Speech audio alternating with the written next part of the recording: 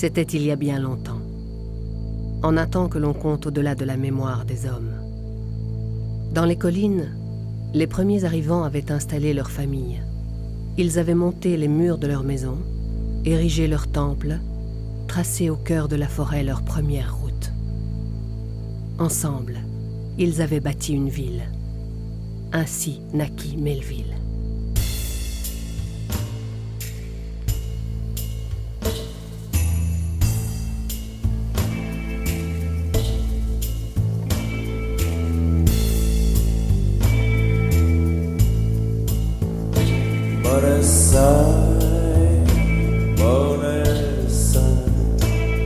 The world is stirring on the morning side, morning side, morning side.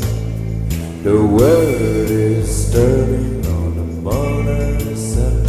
I got bugs on my shoes, on my crutches, on my body move. Morning side. Morning side, the world is turning on the morning side. I've got children, I've got movies, I've got all things you need. You see, you baby, it's Christmas, it's our time, hey. Hey sir, how you doing? I know what you mean. I got you. I'm your best friend. All you want, all you ask for. I've got those things for you, those things for you.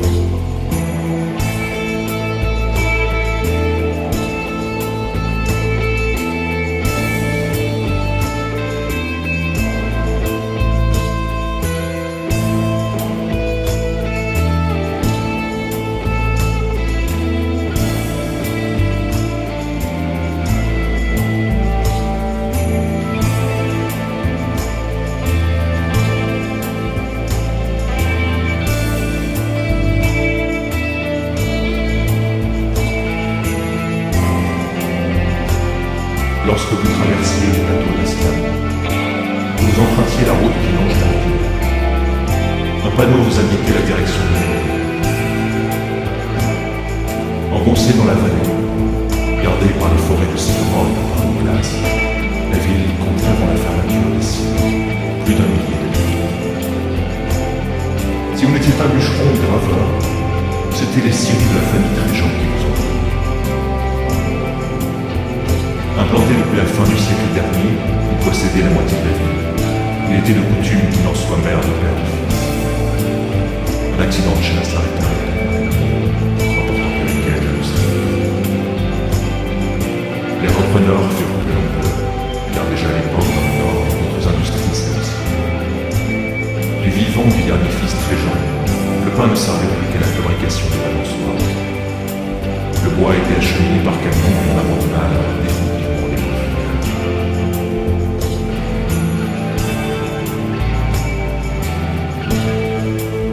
Quand Samuel s'installa à Melville, la grande époque des scieries ne se lisait plus que dans les mains des plus anciens et sur quelques cartes postales sépia que l'on pouvait acheter à la pompe à essence en sortie de ville. Maintenant, on vivait plus doucement. La ville était devenue un village où l'été on voyait apparaître quelques touristes citadins, se fabriquant avec leur canne à pêche, leurs fantasmes de vie sauvage le temps d'un week-end. Il y avait des chasseurs, pour la plupart locaux. Ils se retrouvaient dans le bardi du Piton. On les voyait manger une nourriture grasse puis repartir dans leur pick-up, où gisaient attachés sur leur capot les cerfs abattus dans la journée.